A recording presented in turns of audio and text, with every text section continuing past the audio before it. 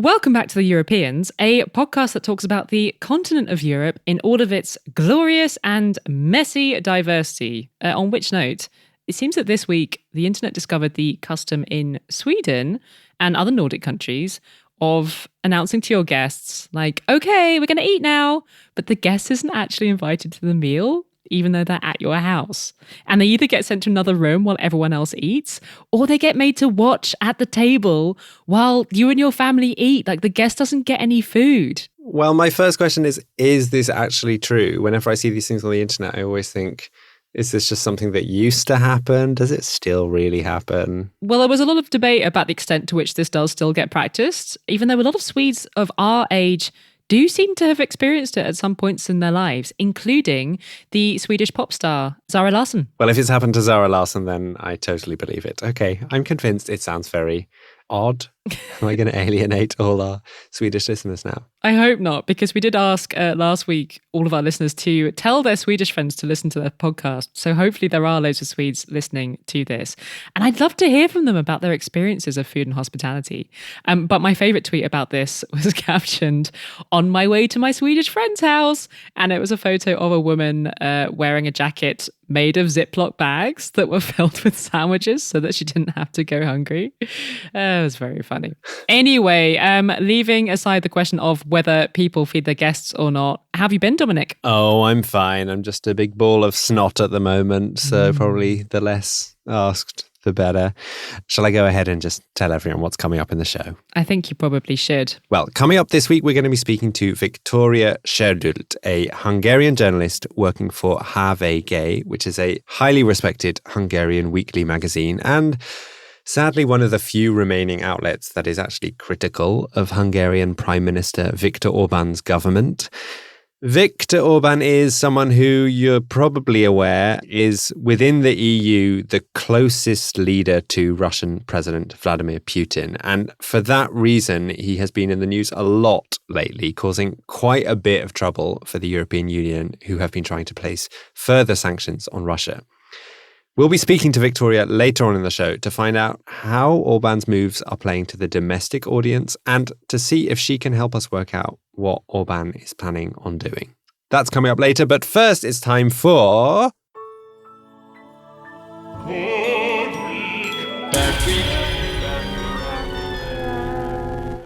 Who's had a bad week, Dominic? It's been a bad few weeks and actually a bad few months for the organisers of Documenta 15, the contemporary art exhibition that takes place in the city of Kassel in the middle of Germany.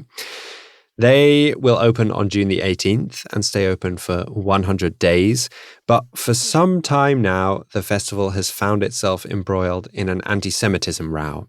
And things really escalated when one of the exhibition spaces was vandalized and graffitied with cryptic death threats, after which the organisers filed a criminal complaint. I have to admit, I don't really know much about the modern art world, being a bit of a Philistine.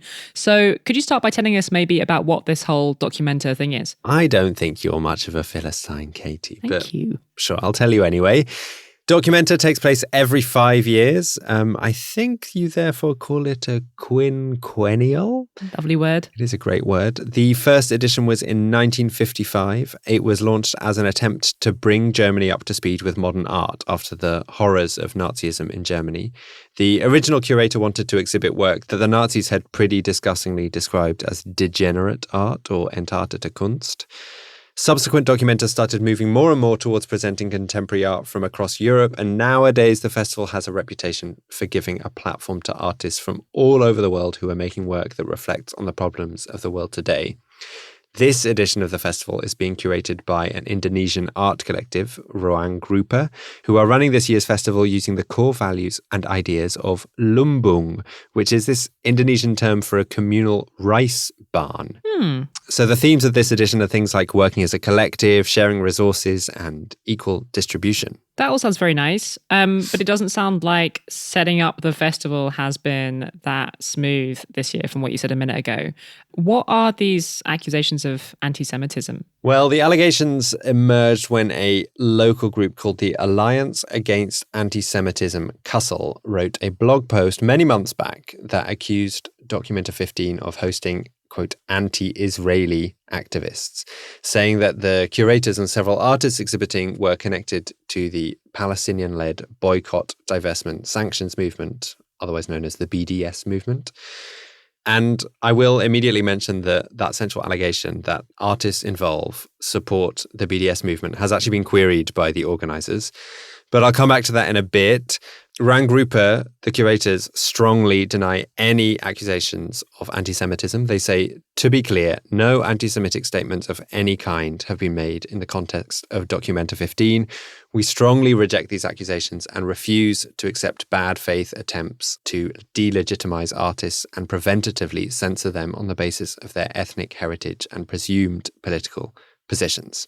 So just to go back to the BDS thing, BDS is this global movement to put economic pressure on the state of Israel to treat Palestinians a lot better than they are being treated currently, frankly, and to end the Israeli occupation of the Palestinian West Bank. Is that right? Correct. And without getting into it too much, because it is incredibly sensitive and we could spend hours debating this alone, there is this ongoing and very painful debate about whether the BDS movement is a peaceful way of protecting oppressed Palestinians and should be compared to like the way in which boycotts were used to fight apartheid in South Africa, or whether, I mean, to its critics, it's an anti-Semitic movement. Yeah. And just to be clear, the BDS movement totally rejects accusations that it's anti-Semitic, but it is, at least according to its founding documents, anti-Zionist. That is, depending on what your definition of Zionism is. It's all very complicated and difficult to unpick, and I'm definitely not going to try and give any kind of answer to this debate today. But one thing that's important to know is that the BDS movement is particularly controversial in Germany. Back in 2019, a resolution came to the German parliament advocating against financing any project that calls for a boycott of Israel. The resolution described the BDS movement as anti-Semitic. As you might expect, there was quite some pushback to this resolution, including from some key figures in the German cultural scene, directors from 25 institutions, including the Goethe Institute and Berlin's Deutsches Theater. They said in a joint letter that accusations of anti-Semitism are being misused to push aside important voices and to distort critical positions. Nonetheless, the resolution did get voted through by the German parliament. And so to go back to this art exhibition, is Documenta 15 in support of the BDS movement or not? Well, its curators, Ranggruppe, say they are not. They published a letter in which they said it was never planned to hold events featuring the BDS movement at Documenta 15. And what about the individual artists? To be honest, I don't know for sure. I haven't been able to find a very clear answer. There were allegations of BDS supporting artists in this blog post from the Alliance Against Anti-Semitism Kassel, and at least some of those allegations seem to have been disproven. For example, in that critical blog post, they mentioned that some artists involved in Documenta signed an open letter criticizing the German parliament resolution against the BDS movement.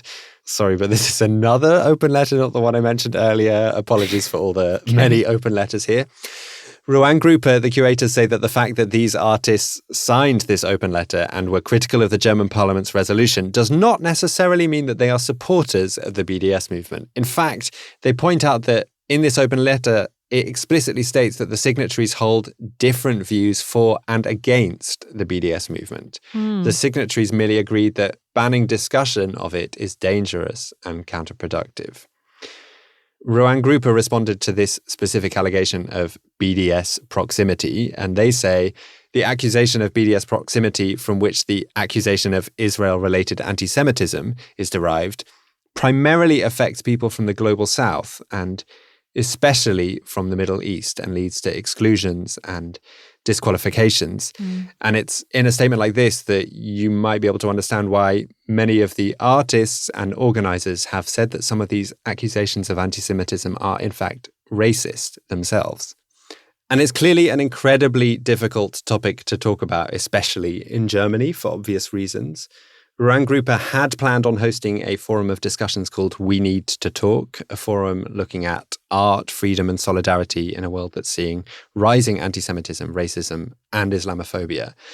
This forum was launched in response to the accusations that they received of anti-Semitism, but The forum itself then received sharp criticism from Joseph Schuster, the president of the Central Council of Jews in Germany. He wrote a letter to the culture minister of Germany where he said that events had a clear bias against anti-Semitism. A bias against anti-Semitism? Doesn't that sound like a good thing? I also found that statement really difficult to understand. Bias against anti-Semitism. But he is saying that they are not supporting the fight against anti-Semitism, I think. Right. The organisers strongly deny this, but some panellists started withdrawing from the forum after his letter, and eventually Documenta decided to cancel the forum. And then a few weeks after that cancellation, there was this vandalism of one of the spaces that was being prepared for exhibition. It was this space where a Palestinian artist group called The Question of Funding are going to be showing. This group of artists were at the centre of the criticism from the Alliance Against Anti-Semitism Kassel, but in their words, their work is seeking to question, debate and find solutions to the prevalent, constrictive international funding models on which Palestinian cultural institutions continue to depend. What kind of vandalism are we talking about here? Well, there was just some generalised damage to the walls of the space, but the most chilling aspect was the fact that there was graffiti all over the walls, and graffiti that's at first look a bit cryptic, but it's being interpreted as death threats. One of the statements that was all over the walls was the number 187, thought to refer to the Californian Penal Code for murder.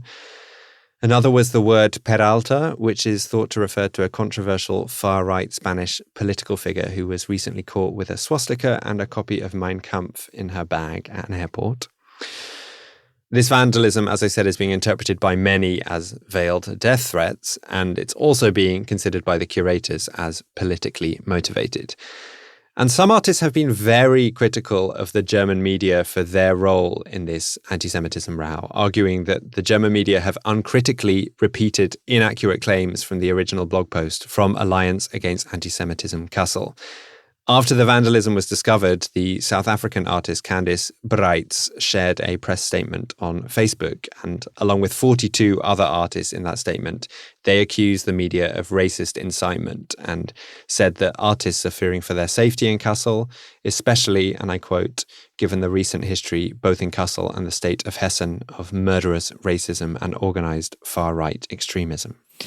I don't really know how to round out this bad week, to be honest. It's clearly very sad and scary, and it's frankly quite difficult to talk about. In reading up about what has been happening in Kassel, I noticed myself just wanting to find another topic to talk about for Bad Week this week, a topic that's easier to explain, where everyone agrees on definitions of words, because it just feels so difficult to get all the nuance right. And maybe it sounds glib to say it, but there is just so much history involved. But in the end, I think it is important that we try our best to talk about these issues, however hard they are to talk about, and to understand them as best we can. But yeah, it's clearly been a bad week for Documenta 15. Bad week indeed. You know, this is just one of those things where it just feels like you can get stuck in this endless loop of people accusing other people of being racist, and then saying, like, your criticism of us is racist. And then it's, you know, it's just the same thing, like layered on top of each other over and over again. And it's exhausting. I just don't know how we deal with conflicts like this. No. But it feels like the attempt by the festival, to me at least, it felt like the attempt to talk about it was a positive step. And then that got shut down, and that makes me sad. Yeah, me too.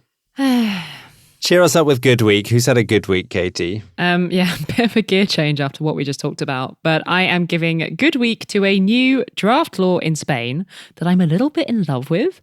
You know, when you have to call your bank or your telecoms provider or the customer services phone line of any kind of company, and all you want to do is to talk to a real life human being. Yes. But what you get instead is press 1 for this thing, press 2 for that thing, all the way up to press 73 for yet another thing, and none of the things are your thing. And actually, more and more, I'm finding that you can't even sometimes find a telephone number. They want you to go on an online chat to speak to a robot, and only after like 5 minutes of chatting to the robot will they even give you a telephone number. The ones that I hate even more are the ones that it is a phone line, but it has voice recognition. Oh. And the robot lady says, like, please state while you're calling. So you have to say out loud, like, my package has not been delivered. And you feel really stupid if you're in public. And I always feel like I have to reply to the robot in a really flat robot voice so that it understands you. My package has not been delivered. I really hate these situations because it really feels sometimes like the company is just trying to get you to give up and put the phone down and stop complaining, especially in situations where the phone call isn't free. It's just like a giant scam.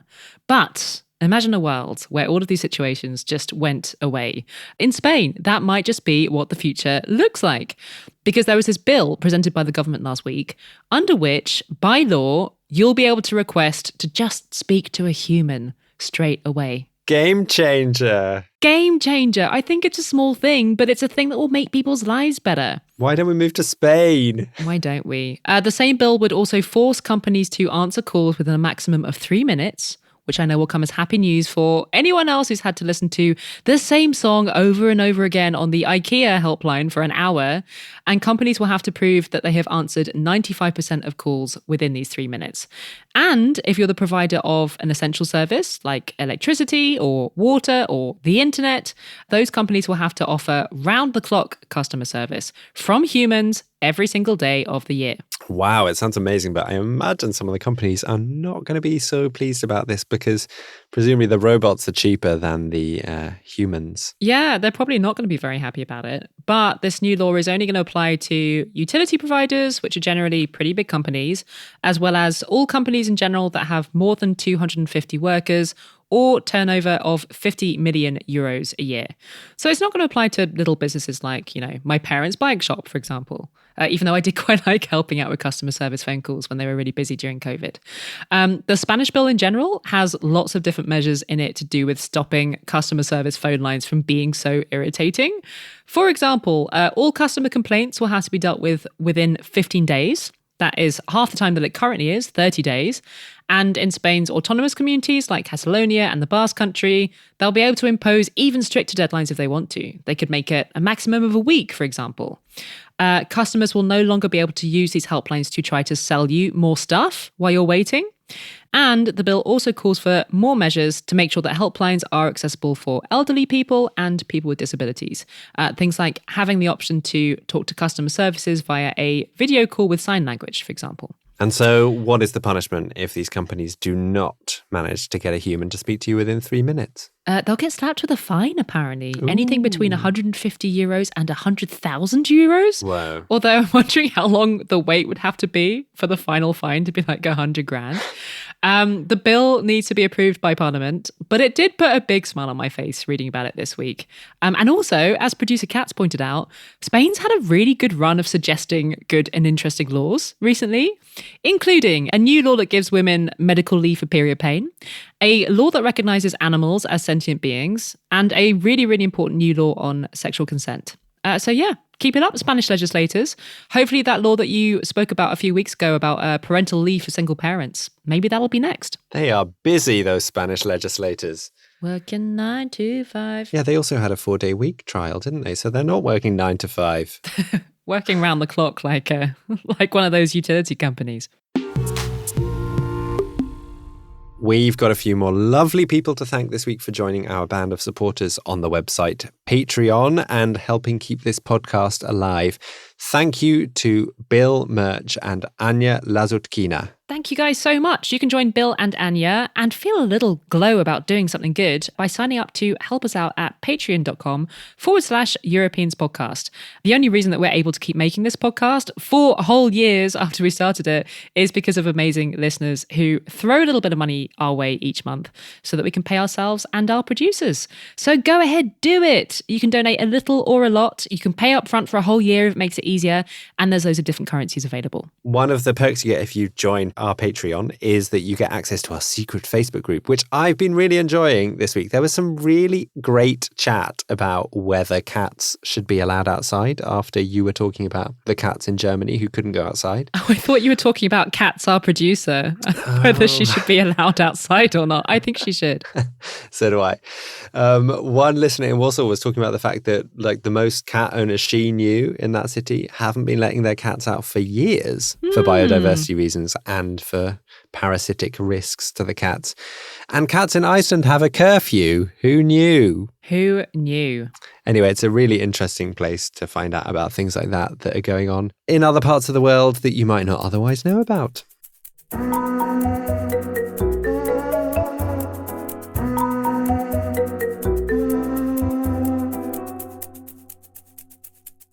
If you are a regular listener to this podcast, you might remember that a full 4 episodes ago, I gave a tentative good week to the EU because it looked like it was about to agree a ban on importing Russian oil. Except, oh wait, somebody threw a spanner in the works. Guess who, Dominic? I think it was Viktor Orbán. Correct. So the EU does now finally have an oil embargo in place, 26 days later than planned. And that policy is going to put a stop to 90% of the EU's oil imports from Russia by the end of the year, which is good news. That is billions and billions of euros that will no longer be going towards funding Russia's horrific war in Ukraine. But there are 3 countries in Central Europe that will still be able to keep receiving Russian oil via a pipeline. They are Hungary, Slovakia, and the Czech Republic. These are all landlocked countries. It's really difficult for them to get oil in other ways. And Bulgaria has also been given a little bit longer than the other countries to wean itself off Russian oil. So Hungary isn't the only country that's managed to secure exemptions from the oil embargo, but it's definitely the government that has been kicking up a fuss the loudest in recent weeks. And not just over the oil embargo. In recent days, there's been another example of the Hungarian government holding up EU action intended to support Ukraine. In this case, it was about this guy, Patriarch Kirill. He's the head of the Russian Orthodox Church and a massive propagandist for Putin. A lot of EU countries wanted to put him on the sanctions list. But we couldn't do that because once again, the Hungarian government said, you know what, we're going to block this. Which begs the question, what exactly is Viktor Orbán playing at? Everybody knows that Hungary's Prime Minister doesn't have a great relationship with the EU. In recent years, the EU has taken legal action over his government's homophobia and its disregard for basic democratic norms. But since the war in Ukraine, Hungary has been taking a pretty lonely path within the EU in staying rather cozy with Putin and undermining EU unity when it comes to the war. Why is Orbán doing all of this? Well, to discuss this rather intriguing question, we thought we would ring up someone that we've been wanting to get on the podcast for ages, Viktória Serdült. She is a journalist at HVG, which is a leading Hungarian magazine and news site, one of the few remaining bastions of independent media in the Orbán era. She joined us from Budapest.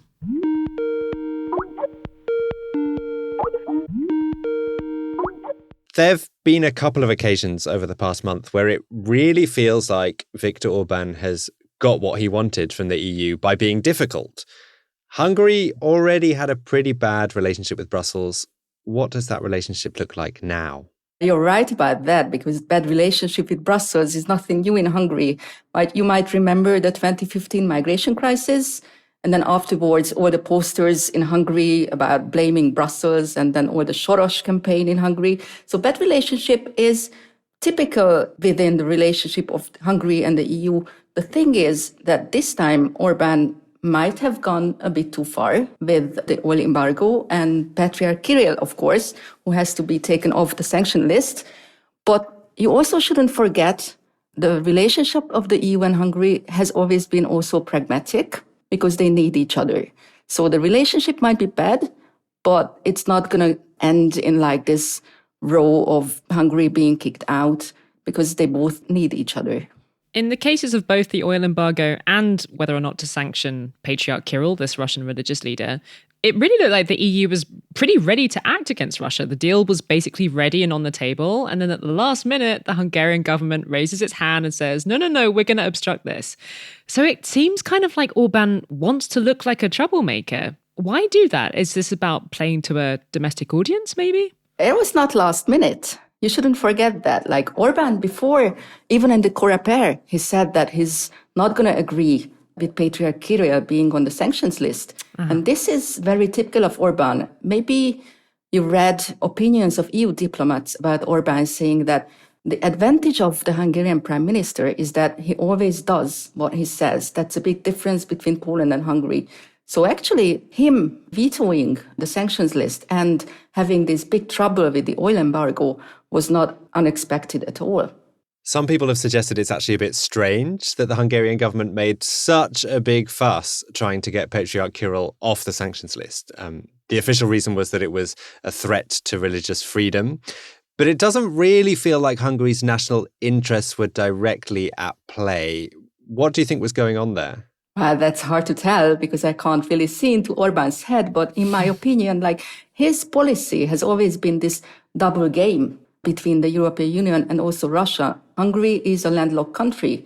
It's a small country.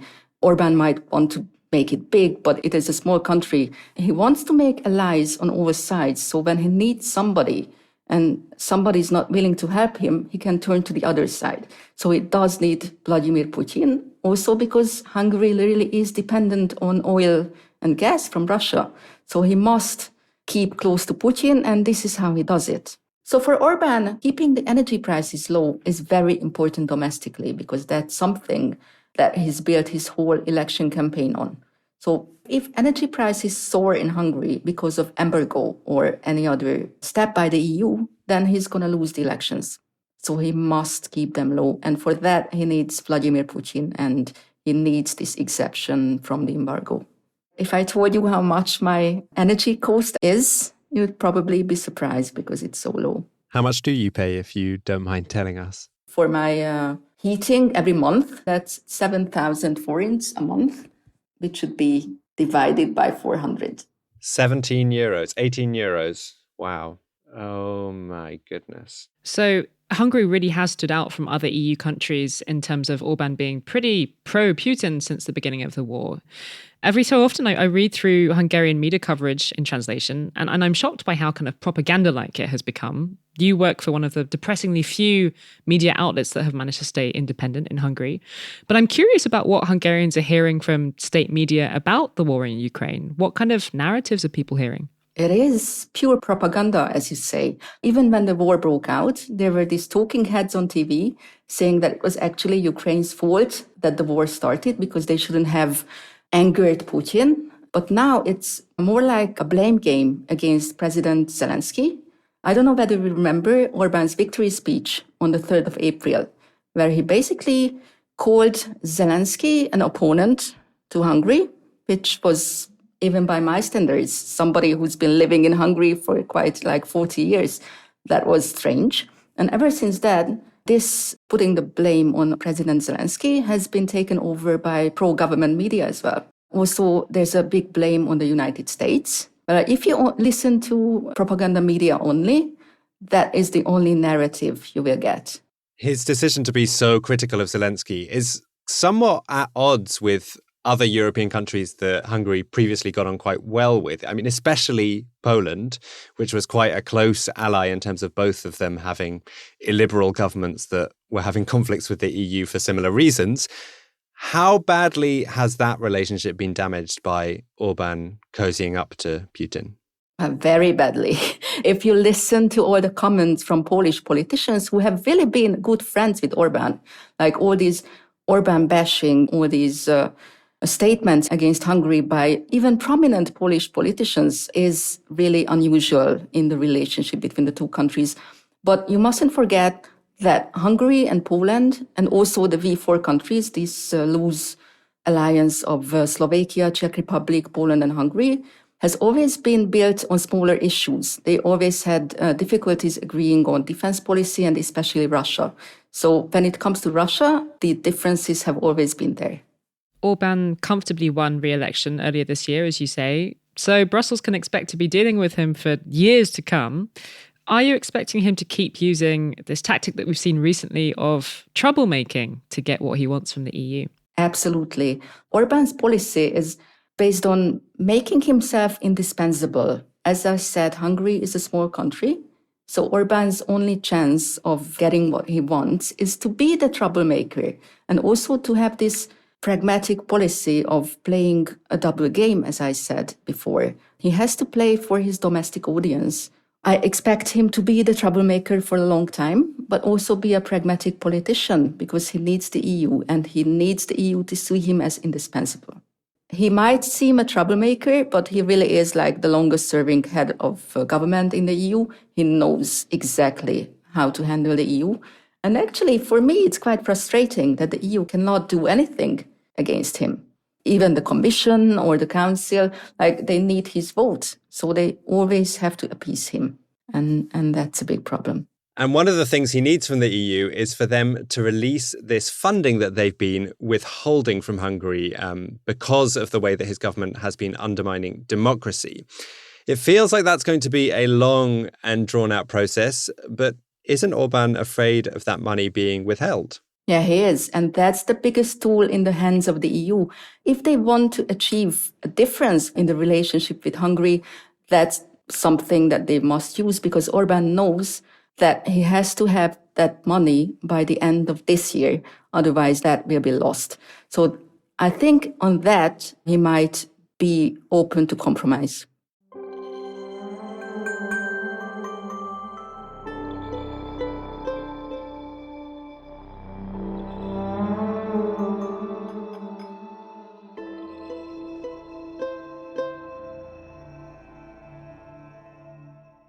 Thank you so much to Viktória for joining us. If you are interested in following news from Hungary, and why wouldn't you be, frankly, she is a really excellent person to follow on Twitter. You can find her at Viktória Serdült. The link is in the show notes.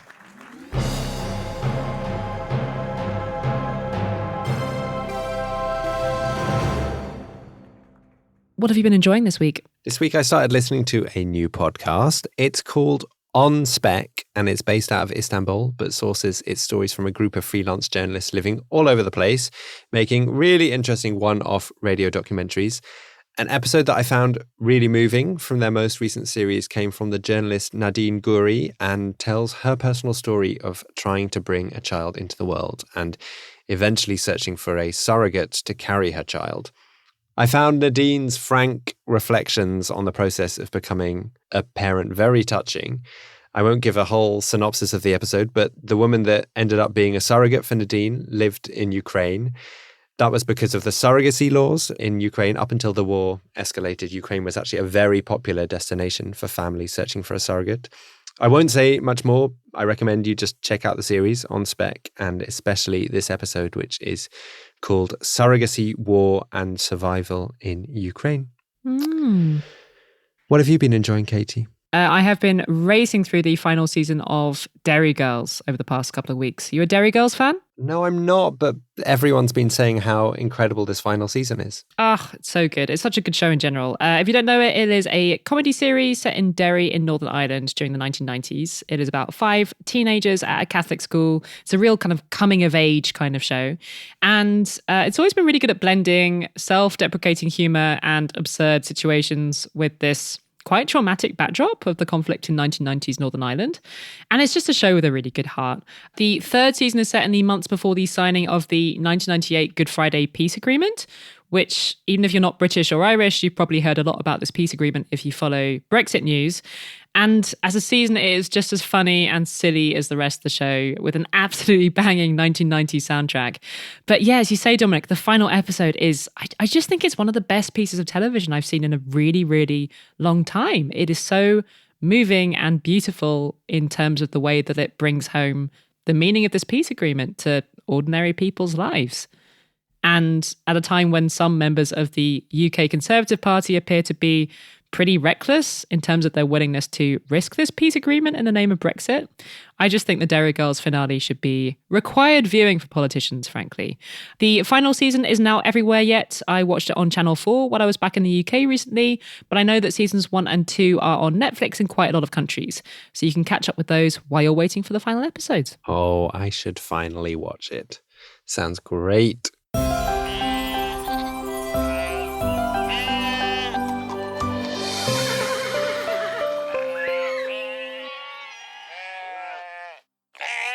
I've got a happy ending for you from a team of scientists at the University of Copenhagen who managed to successfully sequence the genome of a victim of the Pompeii eruption for the first time ever. Wow.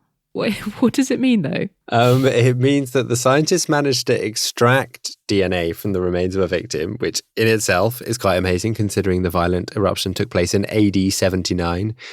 And they then managed to successfully sequence that DNA, making it possible to compare the DNA's genetic codes to other people in the region and find out about some of their characteristics. What kind of characteristics? Is it like their hair color and stuff?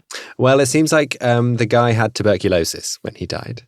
Oh, wow, bummer. Sorry, not as fun as hair color. But it has led the scientists to speculate whether that is why his remains were found inside a house, not outside trying to flee like most other bodies that have been found.